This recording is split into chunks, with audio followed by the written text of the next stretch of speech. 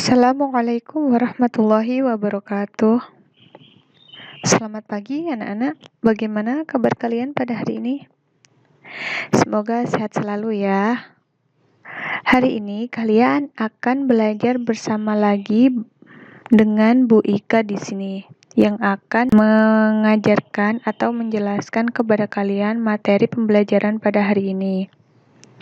Sebelum itu, marilah kita berdoa bersama-sama terlebih dahulu. Berdoa dimulai. Berdoa selesai. Anak-anak, apakah kalian tahu apa yang akan kita pelajari pada hari ini? Ya, benar. Hari ini kita akan belajar tentang peristiwa hijrah Nabi Muhammad SAW ke Madinah. Nah, dalam materi ini kita akan belajar dan Ibu akan menjelaskan kepada kalian 3 bagian. Bagian yang pertama yaitu tentang pengertian hijrah. Bagian yang kedua yaitu mengenai sebab Nabi Muhammad SAW melakukan hijrah ke Madinah. Dan yang terakhir yaitu reaksi kafir Quraisy terhadap hijrah Nabi Muhammad SAW ke Madinah. Langsung saja Ibu akan menjelaskan bagian yang pertama yaitu tentang pengertian hijrah. Apa sih pengertian hijrah itu? Apakah ada yang sudah tahu? Atau sebelumnya sudah membaca dan belajar di buku modul kalian masing-masing? Baik, hijrah menurut bahasa berarti meninggalkan, menjauhkan diri, dan berpindah tempat. Seseorang tersebut dapat dikatakan hijrah ketika memenuhi 2 syarat. Apa saja syarat itu? Syarat yang pertama yaitu adanya sesuatu yang ditinggalkan. Syarat yang kedua yaitu adanya sesuatu yang dituju atau menjadi tujuan. Jadi, ketika seseorang berhijrah, bisa dikatakan hijrah, itu ketika orang tersebut telah melakukan 2 syarat tersebut dan telah memenuhi 2 syarat tersebut. Begitu ya. Selanjutnya yaitu ada berapa macam hijrah? Ada berapa? Benar, ada 2 ya. Hijrah yang pertama yaitu hijrah makaniyah. Hijrah makaniyah itu merupakan hijrah yang meninggalkan suatu tempat. Dalam hijrah makaniyah itu ada 3 macam hijrah, yaitu yang pertama hijrah ke Habasyah. Hijrah ke Habasyah ini merupakan hijrah yang pertama kali dilakukan oleh sahabat Nabi yang meninggalkan Mekah. Karena di Mekah pada saat itu kafir Quraisy terus memberikan tekanan dan intimidasi kepada para pengikut Nabi Muhammad SAW. Yang kedua yaitu hijrah ke Thaif. Yang ini dilakukan oleh Nabi Muhammad SAW karena alasan yang sama dengan sebelumnya. Dan yang ketiga yaitu hijrah ke Madinah. Hijrah ini dilakukan oleh Nabi Muhammad SAW dan para sahabatnya menuju kota Yathrib. Yang kedua yaitu hijrah maknawiyah. Pengertian hijrah maknawiyah itu sendiri telah ditegaskan oleh Nabi Muhammad SAW dalam hadis riwayat Sahih Al-Bukhari, Kitabul Iman, bab 4, hadis nomor 10, yang bunyinya yaitu seorang muslim adalah seseorang yang menghindari menyakiti muslim lain dengan lidah dan tangannya. Sedangkan orang yang berhijrah adalah orang yang meninggalkan semua apa yang dilarang oleh Allah. Nah, dalam hijrah maknawiyah itu juga ada beberapa macam. Yang pertama yaitu hijrah iktiqadiyah, yaitu hijrah keyakinan. Ada hijrah fikriyah, yaitu hijrah pikiran.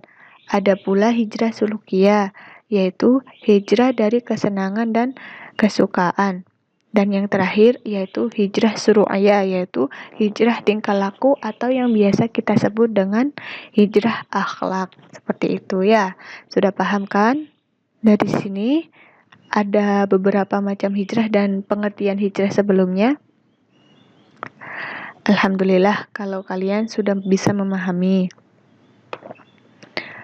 Selanjutnya, bagian yang kedua yaitu sebab Nabi Muhammad Shallallahu Alaihi Wasallam melakukan hijrah ke Madinah. Apa saja faktor Nabi Muhammad Shallallahu Alaihi Wasallam melakukan hijrah ke Madinah? Apa saja? Baik, faktor yang pertama yaitu karena Yathrib merupakan tempat yang paling dekat dengan Mekah.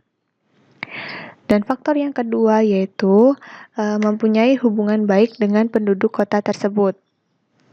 Sebelum Nabi Muhammad Shallallahu Alaihi Wasallam diangkat sebagai nabi, beliau memang sudah mempunyai hubungan yang baik dengan penduduk kota tersebut, karena hubungan itu yang berupa ikatan persaudaraan oleh kakek Nabi Muhammad Abdul Muthalib yang mempunyai istri dari orang Yathrib seperti itu. Selanjutnya, faktor ketiga yaitu penduduk Yathrib sudah dikenal Nabi Muhammad SAW karena kelembutan budi pekerti dan sifat-sifatnya yang baik. Dan faktor yang terakhir yaitu bagi diri Nabi Muhammad SAW itu sendiri, hijrah merupakan sebuah keharusan. Selain karena diperintahkan oleh Allah Subhanahu wa taala, hijrah merupakan keharusan. Karena alasan yang sebelumnya Ibu jelaskan yaitu di Mekah memang sudah mengalami intimidasi dan juga tekanan dari kafir Quraisy seperti itu. Lalu pada bagian terakhir yaitu reaksi kafir Quraisy terhadap hijrah Nabi Muhammad SAW ke Madinah. Bagaimana reaksi kafir Quraisy terhadap hijrah Nabi Muhammad SAW ke Madinah? Pada saat itu, ketika tokoh masyarakat dan kafir Quraisy mendengar keinginan dan persiapan Nabi Muhammad yang akan pergi meninggalkan kota Mekah menuju Yathrib, lalu mereka melakukan pertemuan di Darun Nadwah. Ketika melakukan pertemuan tersebut, ada 3 cara yang mereka dapatkan untuk memutuskan sikap terhadap Nabi Muhammad SAW. 3 cara tersebut yaitu yang pertama, membiarkan beliau sampai hijrah ke Madinah dengan sendirinya. Yang kedua yaitu memenjarakan Nabi Muhammad. Yang ketiga, membunuh Nabi Muhammad SAW. Pada awalnya mereka memang memutuskan untuk membiarkan Nabi Muhammad SAW hijrah ke Madinah. Namun ternyata keputusan ini tetap tidak dapat memecahkan masalah. Karena itu mereka memutuskan untuk membunuh Rasulullah SAW. Pada suatu malam, para Al-Gojo menyerang rumah Rasulullah dan hendak membunuh beliau. Pada saat itulah malaikat pembawa wahyu turun yang mengabarkan rencana kafir Quraisy kepada Rasulullah SAW. Sebagaimana sudah dijelaskan dalam Al-Quran surah Al-Anfal ayat 30. Pada saat itulah Nabi Muhammad mendapatkan perintah untuk hijrah. Lalu beliau keluar dari rumah secara diam-diam.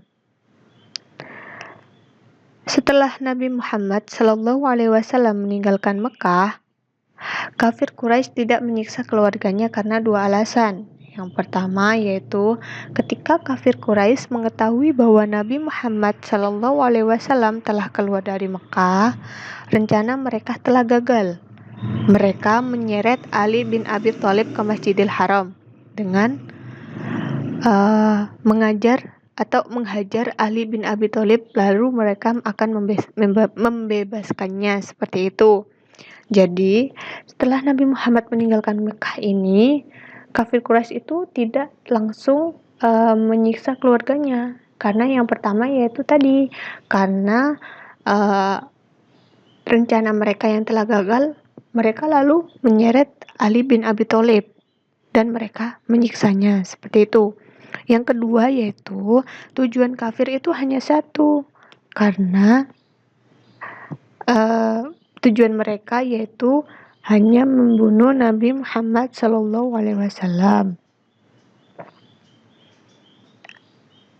Sedangkan alasan kafir Quraisy tidak menyiksa umat Islam setelah Nabi SAW hijrah adalah yang pertama, mayoritas umat Islam telah hijrah sebelum Rasulullah SAW.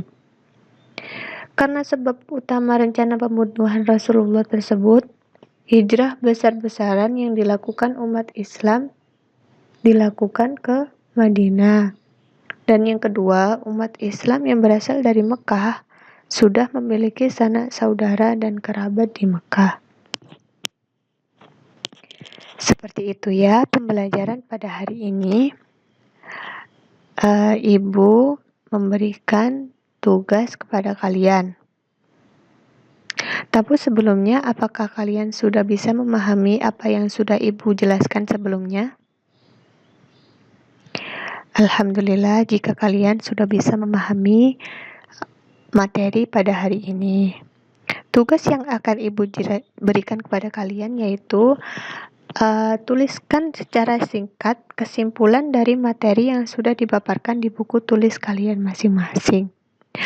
Jadi, setelah kalian mendengarkan apa yang sudah Ibu jelaskan dalam video pembelajaran hari ini, kalian harus membaca ulang di buku modul kalian masing-masing.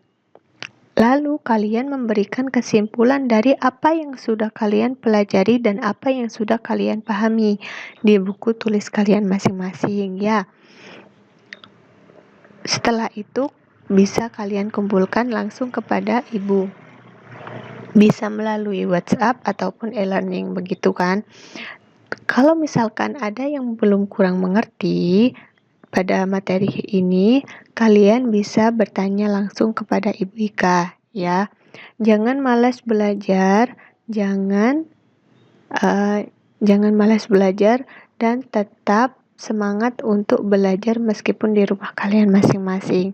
Ibu tahu kalian mungkin bosan, kalian mungkin sudah jenuh belajar di rumah tanpa bertemu dengan teman-teman kalian, begitu kan?